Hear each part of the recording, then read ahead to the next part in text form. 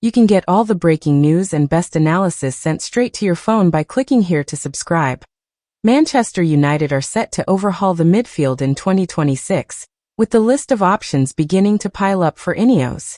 While Casemiro has been praised for his performance against Liverpool, there remains the acknowledgement that his age should see this be his final season at Manchester United. Casemiro's supposed replacement Manuel Ugarte is also not good enough, and could find himself departing next summer, with the planned quality of signing being a big upgrade. Adam Wharton is one United target, while Carlos Baleba and Elliot Anderson are also on the agenda for the Red Devils in 2026. However, now Roma's Manu Kone has emerged as a surprise contender to bolster the position. Manu Kone is a long-term United target, however. He was always considered too raw for the Premier League.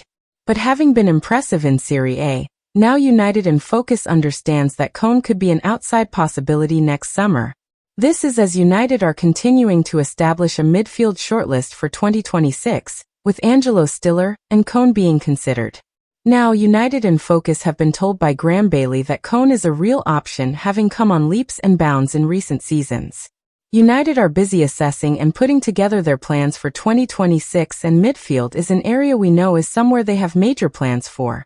The club are actively working on this, and are dismissing the notion of any shortlist ahead of next summer.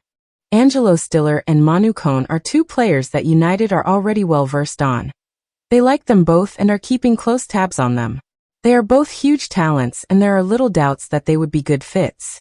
Interesting to note that Kone particularly is playing in a system very similar to one which Ruben Amorim deploys. One thing with these two players, neither of them are looking to move in January. They are both fully focused on making the World Cup finals next summer for their respective nations, and neither would be willing to risk that with a move in January window. But keep an eye on these two. Good chance both will be on the move in 2026. Signing a midfielder familiar with the demands of the 3-4-3 is a positive and should see Kone fit in quickly.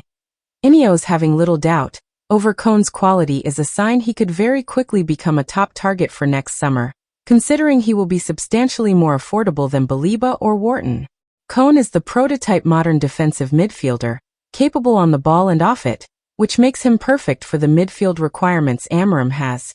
Kone is excellent at picking the ball up in midfield and carrying it through the lines, which is something United have been lacking this season, and is a quality both Baleba and Anderson are excellent at.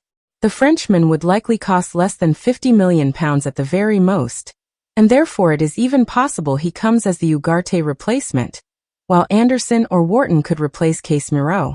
Either way, a midfield overhaul looks on the cards for United this coming year.